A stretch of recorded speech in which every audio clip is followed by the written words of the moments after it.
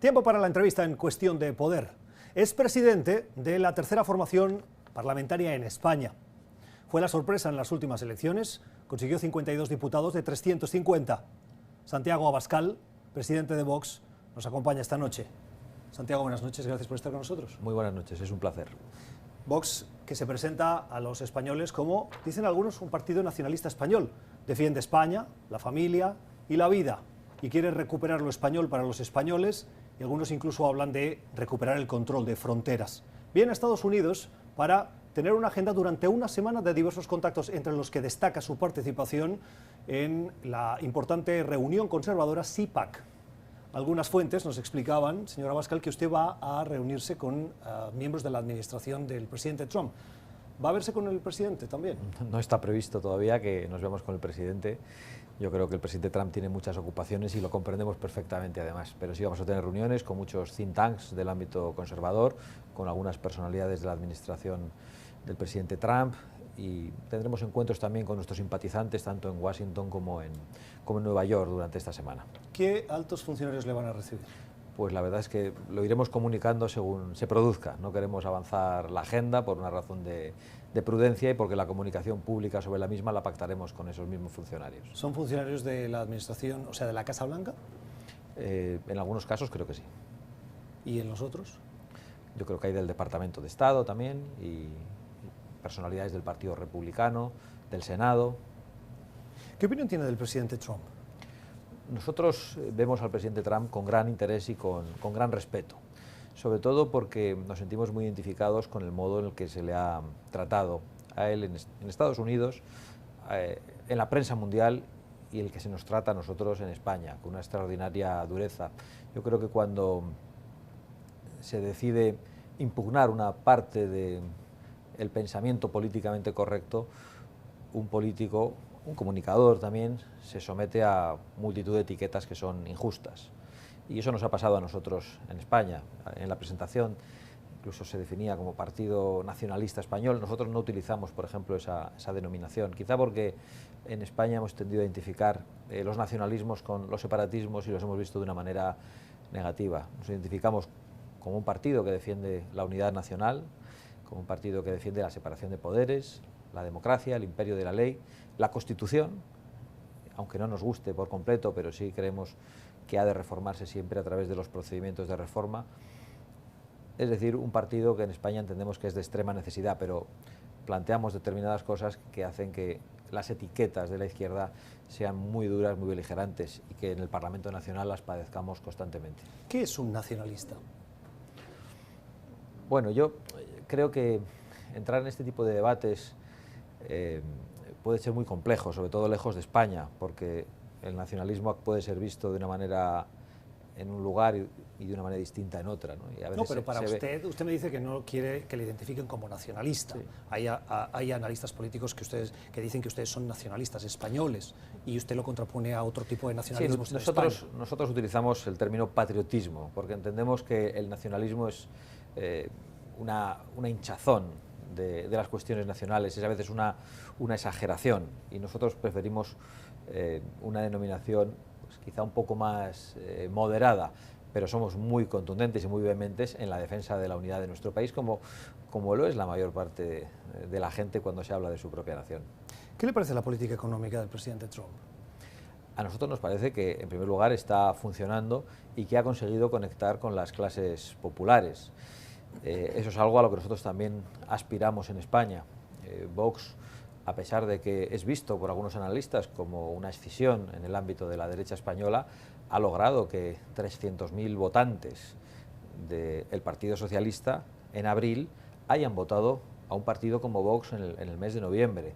Hemos conseguido que muchísimos españoles nos voten precisamente porque ven que defendemos sus intereses. Yo creo que eso es lo que han visto muchos norteamericanos sobre el presidente Trump, y creo que la rebaja fiscal, sobre todo a las clases medias, es algo absolutamente necesario en cualquier sociedad para poder ser próspera. Ese elogio a la política económica del presidente Trump incluye también un elogio a su política de aranceles, como del 35% a la aceituna o del 25% a productos como el queso u otros productos del sector agropecuario español? Nosotros entendemos que el presidente Trump defiende los intereses de los norteamericanos y realmente Pero en esa defensa puede perjudicar los intereses de los sectores españoles. Es evidente, y a nosotros eso no nos gusta, pero nosotros ese reproche no se lo hacemos al presidente Trump, se lo hacemos a nuestro gobierno, que no ha sido capaz de negociar con la administración de Trump. Pero estos aranceles se pusieron por las ayudas europeas a la empresa Airbus. Nada tiene que ver el gobierno de España con esto. Bueno, yo creo que los gobiernos pueden negociar de manera bilateral, y es algo a lo que en España se ha renunciado. Se ha dejado todo en manos de instituciones europeas, y yo creo que el presidente Trump es precisamente muy sensible a esas negociaciones de carácter bilateral, que de alguna manera ponen encima de la mesa las cuestiones de la soberanía nacional por encima de intereses supranacionales. Yo creo que eso es algo que ha hecho Estados Unidos y que nosotros querríamos para España. Habría sido bueno que los líderes políticos españoles tuvieran una mejor relación con Estados Unidos y especialmente con este gobierno, y habría facilitado probablemente que estos aranceles no estuvieran donde están ahora. Yo creo que el gobierno de España no ha defendido bien a los españoles. En la reunión que usted va a tener con funcionarios del Departamento de Estado o de la Casa Blanca, ¿ustedes también van a defender a los empresarios españoles atacados por esta administración? Léase Meliá, léase a Air Europa o Iberostar, que son sancionados con la imposibilidad, por ejemplo, de entrar en Estados Unidos? Bueno, nosotros no vamos a hablar en esos términos sobre la administración, no vamos a decir que está atacando a los empresarios. Es posible que algunos de los intereses de empresarios españoles tengan problemas en Estados Unidos, y creo que eso hay que analizarlo con muchísimo cuidado y con muchísima cautela. Claro, pero usted por los pide, motivos de los usted pide nacen que el esas gobierno lo sanciones. haga, lamenta que lo tenga que hacer Europa, y cuando usted tiene la posibilidad de hacerlo, ¿no lo va a poner sobre la mesa? Nosotros vamos a hablar de todo ello, pero nosotros queremos saber también cuáles son las razones de Estados Unidos. No vamos a plantear una exigencia cuando Estados Unidos está haciendo algo muy importante en todo el ámbito hispanoamericano, con la posición sobre Cuba, con la posición sobre Venezuela, que nosotros comprendemos, porque entendemos que hay que hacer que vuelva la libertad, la prosperidad y la democracia a esos lugares. Ahora hablamos de Venezuela y de Cuba, si quiere. Le quiero preguntar por su visión económica. ¿Cuál es su planteamiento para la economía española y europea? Nuestro planteamiento es el de la libertad de la sociedad, es decir, que el dinero de los españoles está mejor en el bolsillo de los españoles que en la administración pública.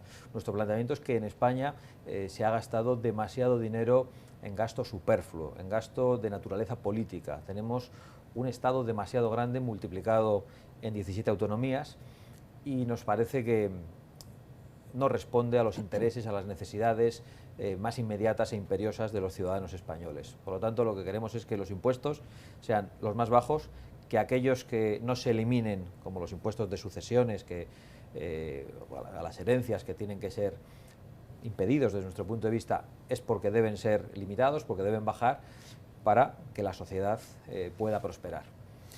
Y todo eso con un gran recorte del gasto público improductivo asociado a la administración regional en España. ¿Primero los productos españoles que los productos extranjeros? Nosotros creemos en la libertad de los españoles a la hora de comprar los productos. Lo que sí creemos es que no se puede competir con productos extranjeros que en algunos casos son producidos con mano de obra prácticamente esclava, o que son producidos en condiciones fitosanitarias que no se exigen en algunos lugares del extranjero, pero sí se exigen en el ámbito europeo. Lo que creemos es que la competencia tiene que ser leal, y eso es lo que estamos planteando y que en estos momentos entendemos que no se está produciendo. Después los españoles podrán comprar los productos que deseen. ¿España tiene que salir de la Unión Europea? No, nunca hemos planteado eso. España está en la Unión Europea, pero nosotros defendemos la soberanía nacional y entendemos que el proyecto europeo se ha acelerado de una manera imprudente y se ha puesto de espaldas a la verdadera esencia de lo que es Europa, que es una unión de Estados soberanos. Creemos en esa soberanía nacional, pero no hemos dicho nunca que España tenga que salir ni del euro ni de la Unión Europea. Uno de los temas que son más polémicos de las propuestas del partido Vox son sus propuestas migratorias. Entre otras cosas, Vox defiende decidir la inmigración que recibe España y ha defendido también lo que se llama devolución en caliente, es decir, aquel inmigrante que de manera irregular pretende entrar en territorio español y que es agarrado por las fuerzas o cuerpos de seguridad del Estado, y devolverlo inmediatamente sin ningún otro proceso que medie de por medio, valga la redundancia. En la última campaña electoral, usted en uno de sus meetings tomó una lista de personas que recibían ayudas públicas, un vídeo que quiero mostrarle en el que usted decía esto. Pedí que entraran en la página web y que me descargaran el documento. Perdonad perdonad mi pronunciación para decir algún nombre. Empiezo por el principio. No voy a decir los nombres completos. No. Por favor. Apellido primero. Abou. Ali. Amir. Abakti. Abanaishati. Abatui. Por favor.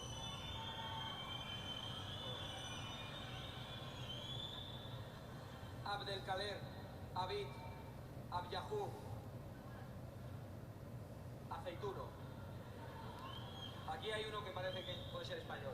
Pero es que es la primera página y si uno pasa las páginas ve... ¿Por qué es importante que sean españoles los que reciben ayudas públicas? Bueno, en primer lugar, he de decir que ese vídeo continúa como es lógico y en él yo digo que nosotros no nos volvamos contra esa gente. Y se lo digo a todo el público que está allí. Les digo que no nos volvamos contra ellos porque no son culpables de pedir las ayudas públicas. Incluso no son culpables los extranjeros de entrar ilegalmente en un país. Quienes entendemos que son culpables son los políticos que facilitan eso. A nosotros lo que nos parece es que es una cuestión de sentido común y de caridad bien entendida. Igual que yo soy padre de familia, lo primero que procuro es el bienestar de mis hijos. Si me sobra algo, quizá el de mis sobrinos, el de mis vecinos, y si me sobra más, procuraré el bienestar de más gente. Pero parece que no tiene lógica procurar el bienestar de mis vecinos cuando no puedo procurar el bienestar de mis hijos. Y entendemos que eso es lo que están haciendo los políticos españoles, los políticos occidentales en muchos casos. Pero cuando usted leyó esos nombres, usted no sabía si esas personas eran españolas bueno, de hecho lo digo al principio, y digo que queremos los datos porque no dicen claramente la nacionalidad. Pero cuando llega Aceituno, usted dice, al menos hay uno que parece español. Dije parece, porque no lo podía afirmar, porque es que sobre todo esto se oculta la nacionalidad, y nosotros precisamente vamos a llegar a las instituciones para pedir esos datos, y para pedir que en una situación en la que hay muchos españoles pasándolo mal, esto se tenga en cuenta, porque al final este tipo de ayudas facilita la inmigración ilegal, que acaba legalizándose, pero porque saben que en España se reciben muchísimas ayudas sociales, saben que en España se puede entrar ilegalmente y que tarde o temprano uno regulariza la situación y recibe ayudas que no alcanzan a los ciudadanos españoles. Y esta es una de las grandes razones por las que muchos españoles nos han votado, porque han entendido que defendíamos sus intereses cuando otros partidos no lo hacían. Pero, ¿cree usted que contribuye eso a un cierto rechazo a personas que tengan apellidos que no sean castizos? Bueno, de hecho, lo que hago yo en ese vídeo es pedir precisamente, y lo he hecho insistentemente durante la campaña, que no nos volviéramos contra ellos, porque a nosotros nos llamaban xenófobos. Nosotros no tenemos ninguna fobia al extranjero, no tenemos ninguna fobia al inmigrante legal, al que por cierto le damos las gracias por venir a contribuir en nuestra sociedad, y no tenemos ninguna fobia al inmigrante ilegal al que comprendemos. Tenemos fobia a los políticos progres que están llamando a la inmigración ilegal y que causan problemas de integración en nuestra sociedad. Puede que eso contribuya a la mala comprensión de algunas personas sobre los inmigrantes, pero yo creo que fundamentalmente contribuye a la verdad. ¿Pero usted no está contribuyendo a esa mala percepción? Yo creo que estoy contribuyendo a que los españoles conozcan la verdad, porque lo contrario sería el silencio, como el silencio sobre las agresiones sexuales. Pero como no tiene la Europa. información de las nacionalidades, hacerlo sin esa información contribuye, como veíamos, con esos gritos y esos silbidos. Bueno, yo creo que contribuye a un debate público, pero es que esos gritos y esos silbidos se tornaron en aplausos inmediatamente cuando dimos esa explicación, pero es un vídeo parcial, como entiendo que no puede ser de otra manera en un programa corto. La Oficina Económica del Gobierno y un estudio de la Caixa, una de las principales instituciones financieras en España, asegura que los inmigrantes reciben el 5,4% del gasto público y aportan a los ingresos totales el 6,6%. Tienen un saldo neto de su contribución de 5.000 millones de euros.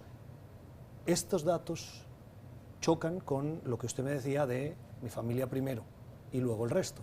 Bueno, yo no tengo ninguna duda de que esos datos se refieren a la inmigración legal y nos parece muy bien. Nos parece muy bien. Otra cosa es la inmigración ilegal. Un estudio de la ONU revela que la inmigración en España es fundamentalmente de Marruecos, seguida de Rumanía, Ecuador, Colombia, Reino Unido, Argentina, Francia y Venezuela. Y sigue la lista. Ustedes han dicho que quieren decidir qué inmigración recibe España. De todos estos, ¿quiénes son los que usted querría recibir?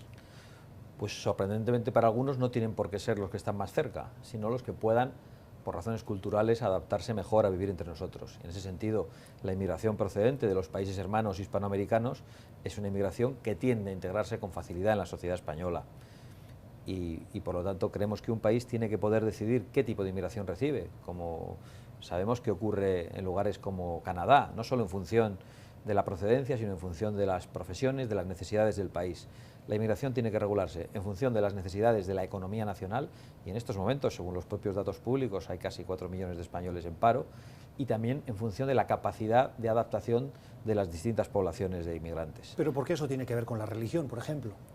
Pues yo creo que tiene que ver mucho con la religión, y además no hace falta que yo haga una elucubración teórica, sino que podemos hacer un análisis de los problemas de convivencia que están existiendo en países como Francia o como Alemania con la inmigración procedente de países islámicos. ¿Esto significa decir que todas las personas musulmanes o procedentes de países islámicos son incapaces de adaptarse a convivir en un país occidental? No, no significa eso. Significa que es más dificultosa esa integración y que hay muchísimos problemas de convivencia en Europa. En España los hay menos, porque esa inmigración todavía es menor que en otros países de Europa. Y nosotros lo que planteamos es que eso se tenga en cuenta. Canadá es un ejemplo de un país de una altísima riqueza en la diversidad de origen, y es un país que no tiene los problemas que usted describe. ¿Por qué en Canadá funciona y en España un marroquí no se va a integrar mejor que un ecuatoriano, por ejemplo? Precisamente porque yo creo que las políticas migratorias de Canadá son políticas migratorias, son firmes, son serias, son exigentes, y las políticas migratorias de la Unión Europea no lo han sido. Esa es nuestra posición, que la inmigración hay que controlarla. La inmigración es inderogable, es un hecho humano absolutamente inevitable, que las personas que viven peor quieran moverse a otros lugares donde puedan vivir mejor. Nosotros eso lo comprendemos, pero entendemos que los países tienen la obligación de regular la inmigración de la manera más adecuada para sus intereses nacionales, porque la inmigración ilegal perjudica, por un lado, a los países receptores de esa inmigración y también a los otros países. Pero los que reciben ayudas públicas no son inmigrantes ilegales, si no, no podrían recibir ayudas públicas. Entonces ahí hay una contradicción. Sí son inmigrantes ilegales, en muchos casos. Llegan ilegalmente, les basta con tener un padrón. Hay lugares donde permiten empadronarse a quien entra ilegalmente y eso inmediatamente les sirve para tener ayudas en muchos lugares. ¿Y ese qué porcentaje del 13% de la inmigración según la ONU que hoy tiene? Ese es el problema, que es imposible conocer ese porcentaje. Pero usted está creando el problema sin conocer los datos. No, hombre, usted alerta de un problema sin saber si existe. Alertamos de un problema que se ve en la sociedad, que se ve en las calles, que nos trasladan nuestros votantes, y lo planteamos en el debate público a la vez que estamos pidiendo los datos. Pero no es fácil que los den, porque este debate se elude. Insisto, como se eludió en el norte de Europa durante mucho tiempo lo que tuvo que ver con agresiones sexuales a niñas, y se ocultó por parte de la prensa y de los dirigentes políticos de esos países europeos lo que se estaba produciendo y cuál era el origen de esos agresores, hasta que se ha sabido. Nosotros pensamos que la verdad ha de conocerse, y eso sí, con todos los matices, con todas las prevenciones, para que nadie pueda rechazar a una población concreta. ¿Qué piensa usted si esta respuesta que usted me acaba de dar la hubieran dado México, Venezuela, Argentina, cuando recibieron ingentes cantidades de españoles que salían buscando un futuro mejor, que llegaron de una manera irregular a esos países y se integraron, aportaron y contribuyeron al desarrollo económico y social? Probablemente, yo creo que esto es importante decirlo porque es perfectamente coincidente y coherente con lo que he dicho antes, estamos hablando de personas de una misma cultura.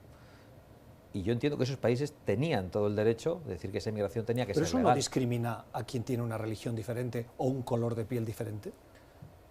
Bueno, yo del color de piel no he hablado. Así que, no, pero es importante. Yo le pregunto. Es muy importante, porque yo creo que aquí solo hay una raza, que es la humana. Yo no creo en las diferencias raciales, ni tengo ningún tipo de inconveniencia Abascal, con el color de piel. En la lista que usted me leía, los 9 primeros nombres que leyó eran nombres de origen marroquí, muy probablemente. Sí, pero no tiene que ver con el color de piel. Y usted hizo una pausa cuando llegó. Estamos pensando al... en su diferente visión, en la diferente visión que tienen desde una perspectiva cultural y religiosa que afecta a la convivencia en Europa. ¿Por qué?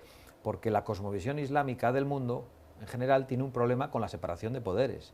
Tiene una visión teocrática, porque en muchos casos tienen un problema con la igualdad del hombre y de la mujer, y lo estamos viendo con determinados incidentes que se producen en España. Y nosotros queremos defender la libertad, queremos defender la igualdad del hombre y la mujer y la separación de la Iglesia y del Estado. Si llegan inmigrantes venezolanos de manera irregular huyendo del régimen de Maduro, ¿también tienen que ser devueltos en caliente?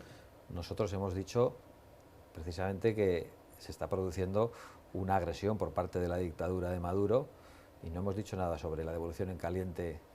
No, yo le estoy preguntando porque usted la ha defendido y supongo que se estaba refiriendo a la de Marruecos. Lo importante, sí, claro, pero lo importante es... Pero ¿eso aplica a otra inmigración? Es que no están llegando de la misma manera, están pidiendo asilo. Entonces yo creo que no es para nada están entrando comparable. algunos con visa de turista que luego puede que se queden. Es muy importante que lo señale, no la ha defendido Vox, la han defendido los tribunales europeos, la ha ejercido el gobierno de España. Y Vox no solo ha dicho que hay que hacer devolución en caliente, Vox ha ido más allá, porque si esto ya le parecía grave, yo quiero que sepa que Vox ha dicho que hay que hacer devolución en caliente, en frío y en templado. Y es que esas personas que entran ilegalmente... No sé si me parece grave o no, yo le estoy preguntando para que nuestra audiencia entienda. Pero bueno, pero para que entienda, yo creo que es bueno que sepan que nosotros no solo planteamos la devolución en caliente, en el mismo momento que acaban de pasar unos metros la frontera, sino que el que se ha encontrado ilegalmente en España y no pueda acreditar una razón para estar en España, como por ejemplo la persecución de la dictadura de Maduro, tenga que ser devuelto a su país. En España tenemos un grave problema con la inmigración ilegal procedente de los países magrebíes. ¿Eso aplicaría a las mujeres marroquíes que huyen, por ejemplo, de esa discriminación que sufren? Igual tiene usted datos de las mujeres que huyen de esa discriminación, pero nosotros no lo estamos viendo. Lo que fundamentalmente vienen son varones jóvenes en edad militar. Hablamos de Venezuela. Usted ha dicho que Venezuela, entre otras cosas, es quien tiene la sartén por el mango en el gobierno de Pedro Sánchez. Y ha asegurado que ustedes disponen de información que si se filtrara, colocaría al gobierno de Pedro Sánchez en una situación muy comprometida. ¿Qué información tiene? Yo no he dicho eso, he dicho que el gobierno de Maduro dispone de esa información y coloca en una situación comprometida. Nosotros lo que creemos es que la llegada de Delsi a España tiene que ver precisamente con la información que el gobierno de Maduro tiene de la financiación que ha recibido el socio del gobierno en España. Financiación... ¿Pero usted tiene pruebas de esa información? Yo no tengo las pruebas. ¿Pero entonces por qué hace esta afirmación? Porque esas afirmaciones las han hecho desde la oposición venezolana y porque también, y paso a Bolivia, se ha hecho desde la Fiscalía de Bolivia, que ha iniciado una investigación y ha citado a declarar a los líderes de Podemos, a Monedero, a Errejón, a Pablo Iglesias y creo que también al señor Baltasar Garzón, que era un juez inhabilitado en España. ¿Qué opinión tiene del apoyo que le está dando el gobierno del Kremlin a Maduro? Bueno, la verdad es que nos sorprende, sobre todo por la diferencia en las posiciones ideológicas. Entendemos que es algo estratégico y que es un profundo error. Todo el que apoya a Maduro en estos momentos se está equivocando gravemente. Analistas dicen que lo que busca Rusia con ese apoyo es la inestabilidad que genera Venezuela en la región y sobre todo el problema que le genera a Estados Unidos, que es el motivo ulterior por el cual se produce esa ayuda. Yo no soy un experto en geopolítica, entiendo que responde a los intereses de Rusia, pero yo me quedo con el simple análisis negativo de quien apoya en estos momentos a lo que se ha convertido en una dictadura como lo ha hecho Maduro. ¿Pero a usted le parece mal, entonces, ese apoyo? Evidentemente, claro. Ese mismo apoyo se produce en Europa con Víctor Orbán, con Marine Le Pen o con Matteo Salvini en Europa, partidos que buscan precisamente ir contra el proyecto europeo, con el que usted se ha hecho. ¿Se produce ese apoyo hacia dónde? A estos tres partidos, yo le he puesto el caso de Italia, de Hungría y de Francia, y son partidos cuyo ideario tiene, entre otros muchos, el cuestionar el proyecto europeo y desestabilizarlo. Y usted se ha hecho fotografías y reunido con ellos. ¿Está bien que Rusia también se meta en Europa y intente desestabilizarlo? Es que parte de presupuestos que no son reales. Yo he estado con Víctor Orbán muy recientemente y Víctor Orbán no quiere desestabilizar el proyecto europeo. Matteo Salvini no plantea la ruptura del proyecto europeo ni la salida del proyecto europeo. ¿Recuperar las fronteras no es terminar con el espacio Schengen? Pero el espacio Schengen no es el proyecto europeo. Forma parte esencial de la libertad de personas. Pero de la libertad de circulación de personas y capitales en Europa no implica que las fronteras no tengan que ser controladas en determinados momentos. Y si uno va a trabajar, pues no tendrá ningún inconveniente. Si uno está moviéndose ilegalmente, puede ser detectado en pasos de fronteras. Eso no tiene nada que ver con cuestionar el proyecto europeo. Yo siento discrepar de la posición de partida que hace, pero realmente me parece que no es para nada equiparable. Yo no veo en absoluto que pretenda la destrucción del proyecto europeo, sino defender un proyecto europeo que tiene más que ver con la identidad del proyecto europeo, que es el construido a través de unos estados soberanos. Otros pretenden la disolución de esos estados soberanos, pretenden avanzar hacia los Estados Unidos de Europa con la disolución de las distintas soberanías. Nosotros no estamos de acuerdo con eso. Eso no significa que queramos salir de la Unión Europea, ni muchísimo menos. Termino. Ustedes se sorprendieron del resultado de los 52 diputados, tal vez me dirá que no hubo, que tenían información, etcétera. ¿Qué aspiran las próximas elecciones?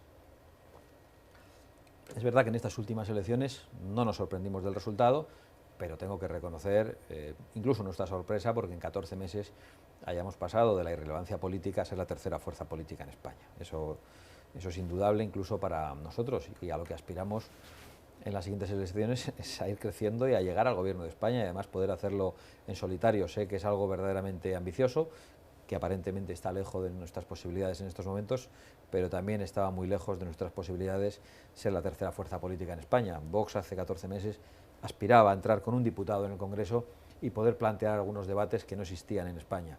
Y a día de hoy no solo somos la tercera fuerza, sino que en términos del debate público en España, me atrevo a decir que somos la primera. Vox ha condicionado por completo todo el debate público español. Sin duda. Es Santiago Abascal, es presidente de la tercera fuerza parlamentaria en España, la sorpresa de las últimas elecciones con 52 diputados, detrás del Partido Popular, que llega a Washington con una agenda de contactos en la administración estadounidense, centros de pensamiento y con simpatizantes de su formación en Washington y Nueva York como mínimo. Señor Abascal, gracias por haber estado con nosotros. Muchas gracias a vosotros. Este es un programa que recibe a todo el que quiera venir a explicarse. Muchísimas gracias. Puede volver a escuchar esta entrevista en nuestro podcast, estamos en Apple y Spotify. Y también háganos llegar sus comentarios. ¿Qué le parece los posicionamientos de Vox en C Poder NTN24?